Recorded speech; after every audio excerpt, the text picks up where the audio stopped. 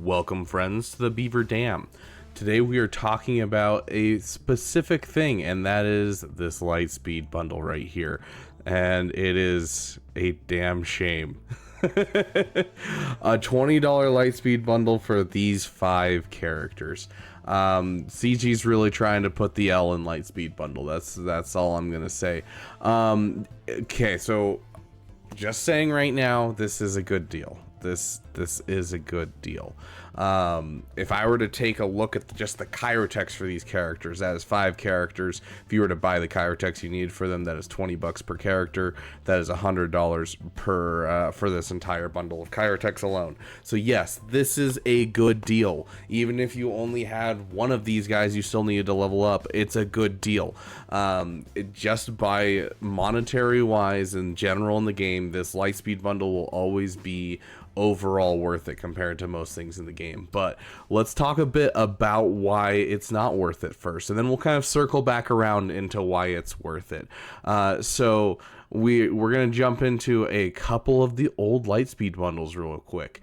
This is a $10 Lightspeed bundle that we had. This was one of the first ones that we had. This was the BB-8 bundle, and you got every single first order character up to Relic 5. Obviously I didn't purchase it because I farmed SLKR as my first GL, and so I didn't purchase it. But that is 2 full teams that you got for $10. And not only are they $10 for some great characters that are like some solid like B tier teams, and you know, with some Omicrons can do some solid work, but also it leads to a Galactic Legend. And that is $10 that you got right there. It was the same thing with Resistance. $10 and you got like the entire Resistance faction, including one of the best teams in the game. All you needed was to level up a Gear 9 Zori, and all of a sudden you had one of the top teams in the game. Like, I still use this in Kyber. I still get holds in Kyber. It's freaking amazing, and they're all requirements towards a GL. They're gonna get you meta teams. It's just so incredibly good. And so going back to that other pack, let's go through the perks of this pack, because like comparatively it does not compare to the other Lightspeed bundles. You can definitely tell that it doesn't lead to a specific GL, and these are some of the worst Jedi in the game. There's some of the Jedi that we're hoping for a rework for because they're just not great. They're from the era where we don't have a whole lot of like unique abilities. You know, you go into Plo Koon, for instance, and there's no unique ability whatsoever. He has 3 abilities and that's it. He's a tank. He has the tank tag, but yet he doesn't actually taunt. None of his abilities taunt. Like, yeah, not great. I'm not saying he's an awful character, but I am saying that Eth Koth and Kit Fisto are up there vying for one of those spots of being one of the worst characters in the game. Now that being said, Plo Koon, he has a home as a pilot. He has a home in general in some teams, and we'll go over those in just a moment. Eth Koth is a Rise of the Empire requirement for one of the platoons. Does it mean that I really want this? No, because it's literally just CG trying to force us to spend money to get this guy, because he's a requirement for Rise of the Empire, and no one wants to get him up, so they're like, hey, here you go, here's some pity. And then you've got Qui-Gon Jinn. Obviously, Qui-Gon Jinn is the most valuable member of this. If you have been watching my videos, you know how much I harp upon Qui-Gon Jinn's Omicron. You guys just bought a gas bundle, most likely, which means you already have Jedi Knight Anakin Relic. This team has one of the highest hold rates in the entire game, so you can't sleep on Qui-Gon. And on top of that, you're getting him Relic, and honestly, I would buy this for the $20 just for the Relic Qui-Gon. He's a requirement for JMK. You know, he's going to be great for that team in general, just having a Relic Qui-Gon Jinn. So like overall, just looking at it comparatively to those other Lightspeed bundles, it hurts. It really does. $20 for 5 characters.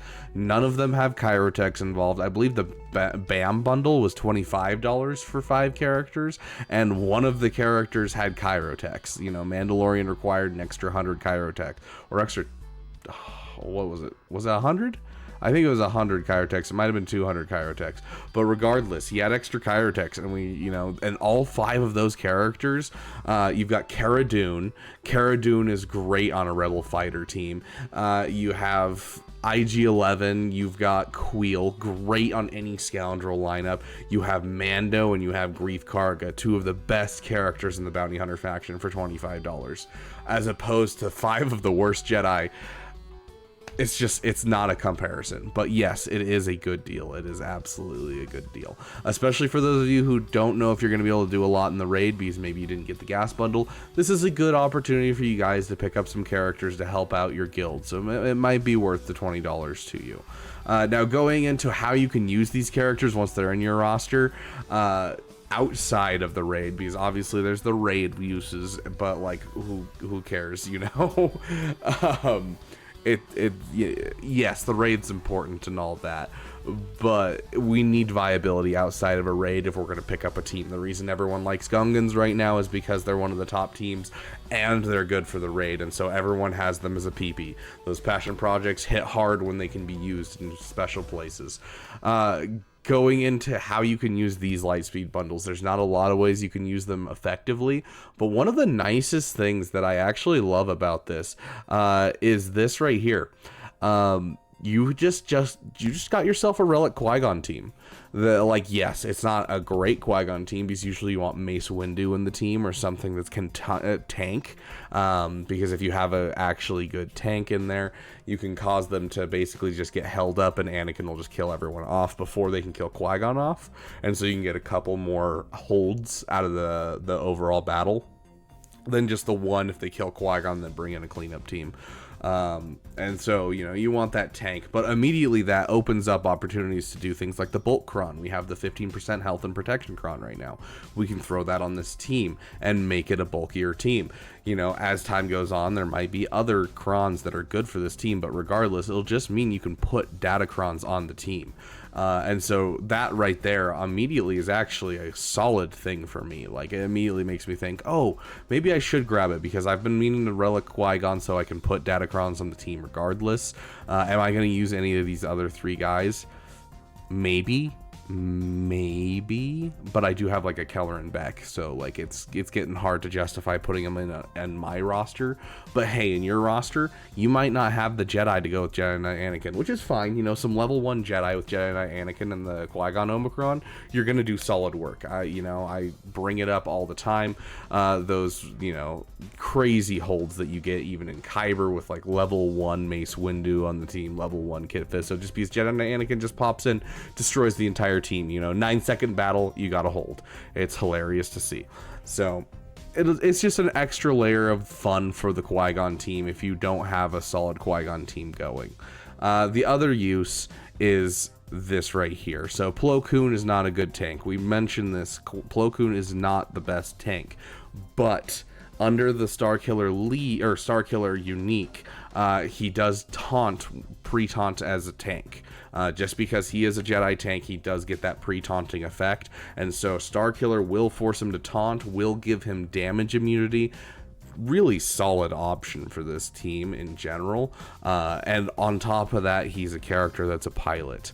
Now, I don't know how much you know about his ship, but his ship is very, very integral part of the Negotiator fleet, and one of the best plug-and-play ships in the game.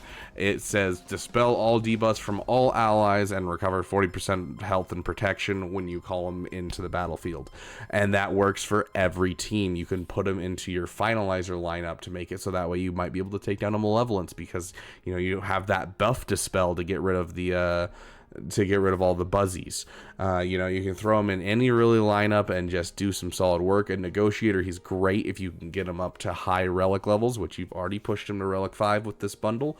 Push him up to Relic 8, all of a sudden you have a solid Executor counter because he's fast enough to beat every single Executor for speed, which allows him to force a taunt, which means you basically have a pre-taunting tank, which is what allows you to take down the Executor, because you need to be able to force the taunt so that way they have to focus on a specific ship with their mass assist. It's the same kind of idea with Finalizer. That Echelon gives it that little boost because Echelon puts its allies under stealth and gives them a taunt. So know, the Executor has to double down and focus down Echelon instead of the important members of the team. So Plo Koon kind of fulfills that same role in the Negotiator fleet for the Executor.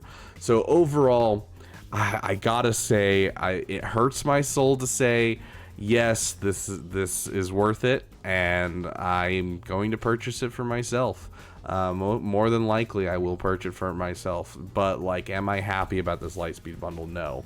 I've been putting off purchasing it for that reason. It's if we get Lightspeed bundles like this, I might stop purchasing. Like, it's just 5 characters that are just not good, unless they bamboozle us. They might, and I really hope they do. Like, I want people to be able to gamble that dice and win the roll, you know, pull that Qui-Gon, move it over to the blue kind of thing, because I would love to see CG pull it out and go, hey, we're reworking these characters, they're going to be actually good. I would love to see that. Give us, you know, a Jedi Council tag, maybe bring Jimmy in and rework Jimmy's lead. Like, you know, there's tons of stuff they could do that I would really, really love to see. But at the current moment, yes, this is worth it, but yes, it also pains my soul. And comparatively to the other Lightspeed bundles, is just, as I said, it puts the L in Lightspeed bundle. So I'm going to leave it up to you guys. I'm not personally going to say purchase this. It's hard for me to justify it to you, let alone myself. It's up to you. If you think this is going to help your roster, absolutely. If you're worried about your raid, go for it. But like, this is one of those Lightspeed bundles that I'm honestly like, I could pass on this and be fine.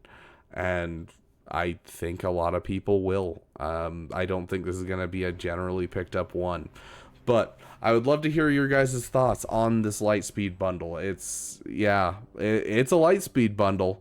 But hey, I'm like honestly more excited for this Energy Ascension stuff than I am for the Lightspeed bundle this time, which is wild. So let me know your thoughts in the comments. You can come discuss it in the Discord. Link is in the description. It's always good to have new people in the Discord. We're building a beautiful damn community full of friends. But I would honestly love to hear people's thoughts about this, because it's just, I don't know, comparatively, it just blows me away how uninspired and unimpressive this is, and the price for it is just another nail in the coffin. Like, yes, it's cheap, but just comparatively, it doesn't feel good.